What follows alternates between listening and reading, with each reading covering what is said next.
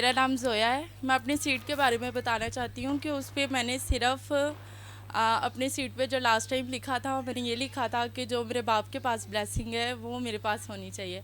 अगर वो रूहों को जीत रहे हैं तो मैं ज़िंदगियों को बचाने वाली बनूँ।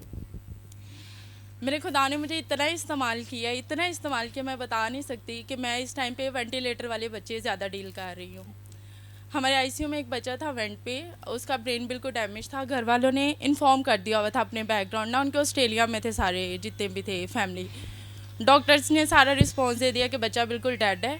और उस पर मेरी ड्यूटी नहीं थी, बाई चांस ही वो उनकी स्टाफ जो थी वो ऑफ पे चलेगी, तो उन्होंने कहा कि आज इस पे जोया ड्यूटी करेगी। जब मैं आईसीयू में एंटर हुई, वो बच्चे को कंटिन्यूसली फिट्स और वेंट की हायर सेटिंग पे था। मीन्स वो घर वालों ने इन्फॉर्म किया हुआ था कि कल इसको मॉर्निंग में उतारना है, बच्चा एक्सपायर है, ब्रेन डेड है। और जब मैं अंदर गई हूँ, मैं खड़ी हुई हूँ और उधर सिर्फ मैंने जाके सिर्फ इतना बोला है, जो मेरे बाप के पास ब्लेसिंग है वो आज मेरे पास, और ये बच्चा ठीक होना चाहिए खुदावंद। अभी मैं इतना ही कह रही हूँ और उस बच्चे ने अपना हाथ मूव किया है, उसी टाइम पे अपना हाथ मूव किया है। और मैं देख के और मैं खुद उस टाइम पे शिवर करना शुरू होगी कि मेरा बाप, मैं अभी सिर्फ इतना बोला ही है कि मुझे सिर्फ मैं ज़िंदगियों को बचाने वाली बनूं, और आपने उसका वो जो है हाथ वो मूव कर रहा है। थोड़ी देर में उसकी आंखें भी मूव की हैं और वो सारे मेरा मुंह देख रहे हैं और मैं उनका मुंह देख रही कि हो क्या रहा है यहाँ पे। खैर मैंने अपनी ड्यूटी की और मैं मॉर्निंग में जाते हुए मैंने कहा आज ये बच्चा जो है ना इवेंट से उतरेगा और ये बिल्कुल ठीक है। मैं कहते हुए मैं स्टाफ को मैं ओवर दे के चली गई। जब मैं शाम में आई तो वो बच्चा मुझे इवेंट से उतरा हुआ मिला और वो ऑक्सीजन पे था। और उसके घर वाले मुझे कहते कि आप ये क्या करके गई हो। मैंने कहा कुछ भी नहीं, मैं सिर्फ इतना बोला था कि जो मेरे बाप के पास ब्लेसिंग है वो मेरे पास होनी चाहिए और मैं ज़िंदगियाँ बचाने वाली बनूँ। उसके बाद एक और बच्चा मेरे पास आया, वो बिल्कुल डेड था, 2 मंथ्स का था, बिल्कुल डेड, कोई रिस्पॉन्स नहीं था, हार्ट रेट नहीं था। और मैं उसके पास खड़ी हुई, मैंने कहा खुदावंद इस पे तेरा जलाल ज़ाहिर हो। उसके बाद हमने उसको वेंट पे डाला। एक दिन तक उसका कोई रिस्पॉन्स नहीं था। घर वाले लड़ाई कर रहे थे कि हमारा बच्चा डेड है, आप लोगों ने उसको वेंट पे डाला हुआ है, आप इसको उतारो, आप जानबूझ के कर रहे हो। मैंने कहा कि खुदावंद इस बच्चे पे अपना मौजा करना, क्योंकि मैं तेरी बेटी, मैं खुद इस पे ड्यूटी कर रही हूँ, तो ये मेरे हाथों से नहीं जाना चाहिए। और अभी सिर्फ मैं इतना ही कह रही हूँ, उस बच्चे की एफर्ट आना शुरू हुई है, वेंट पे उसके अपने रेट्स आना शुरू हो गए हैं और वो बच्चा भी एक दिन के अंदर अंदर एक्सट्यूबेट मैंने खुद करवाया। और मैं खुदा की बहुत ज़्यादा इस टाइम मेरी आवाज़ खुद शिवर कर रही है कि खुदावन मुझे इतना इस्तेमाल कर रहे हैं अपने ही हॉस्पिटल में। अब जो भी बच्चे आते हैं तो हमारे कंसल्टेंट जो स्पेशली आते हैं ना, वो यही कहते हैं कि जोया प्लीज़ इस पे अपना हाथ लगा दे, ठीक हो जाए।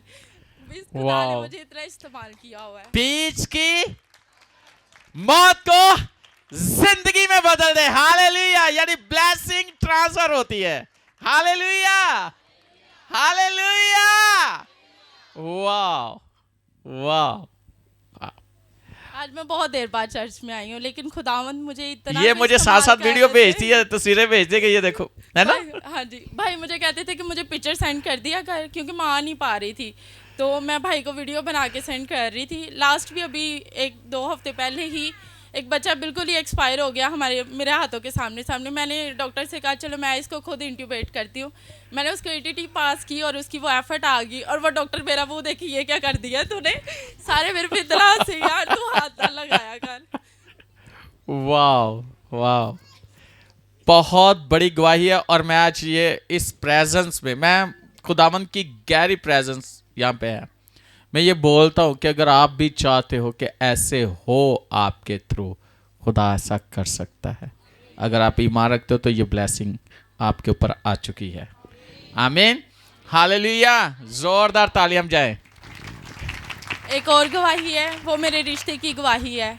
भाई ने मेरे पे कलाम किया था कि तेरी ज़िंदगी में कोई ऐसा शख्स आने वाला है जो खुदावंद की तरफ से है। उस टाइम पे तो मैंने उस कलाम को एक्सेप्ट नहीं किया। मैंने भाई के सामने मैंने स्माइल कर दी, तो भाई ने मुझे कहा हंसते नहीं है, आमीन बोलते हैं। मैंने कहा चलो आमीन बोल देते हैं, होना तो नहीं है। और मैं कह के चली गई चर्च से। विद इन 1 वीक मेरी लाइफ में वो हुआ जो नहीं मैं सोच रही थी।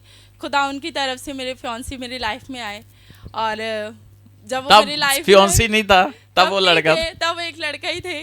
तो मैंने भाई से पूछा क्या ये वो वही है जो खुदावन की तरफ से है, इसको मैं हाँ बोलूँ या ना बोलूँ। भाई ने बोला ये खुदावन की तरफ से, इसको हाँ बोलना है। माइंड फिर भी स्टक था। मैंने कहा नहीं, मैंने हाँ नहीं कहना, ना ही कहूँगी, जो मर्जी हो जाए।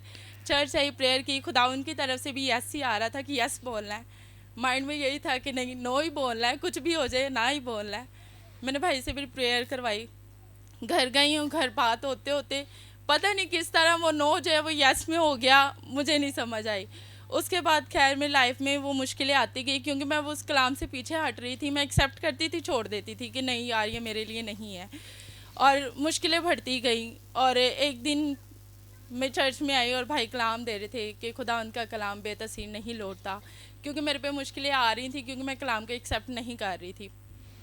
फिर जब मैंने ये कलाम सुना ना, तो मैं घर गई, मैंने कहा नहीं, आज के बाद मैं इससे पीछे नहीं हटूंगी। अगर ये खुदा उनकी तरफ से है तो जो मर्ज़ी हो जाए, मैं इसमें फ़ाइट करूँगी। तो जब मैंने इस कलाम को फुली एक्सेप्ट किया, तो खुदावंद ने मुझे इतना इस्तेमाल किया, मुझे उसी से 1 महीने के अंदर अंदर हॉली स्पिरिट मिला। एजुकेशन में मेरा ग्राफ नीचे जा रहा था, मेरा A+ में आना शुरू हो गया, मेरा डिग्री पे A+ लग के आया हुआ है। और खुदावंद ने मुझे हॉस्पिटल में इतना इस्तेमाल करना शुरू हो गया। फेवर मेरे लिए ऑनर्स की तरफ के, मीन्स जो मेरे हॉस्पिटल के फ़ारूक हॉस्पिटल के मालिक हैं, उनके बेटे पे मैंने ड्यूटी की, वो ठीक हुआ इवेंट पे, तो उनकी तरफ से मुझे फेवर मिल रही है। और मैं खुदा उनकी शुक्रगुजारी करती हूँ कि खुदा ने मुझे इतना ज़्यादा कलाम को कबूल नहीं किया तो मुश्किलात आना शुरू हो गई। जैसे उसे एक्सेप्ट कर लिया जो कलाम हुआ है, तो सब तरह से फेवर आना शुरू हो गई है। बिल्कुल। ये भी सुन लो, अगर पहले आमीन किया तो ये भी जरूरी है कि जो कलाम हुआ है उसको कबूल करना, उसका इनकार नहीं करना। हालेलुया। जोरदार तालियां जाए खुदा के जलाल के लिए। और बहुत जल्द मेरा ख्याल आपकी शादी हो जाएगी।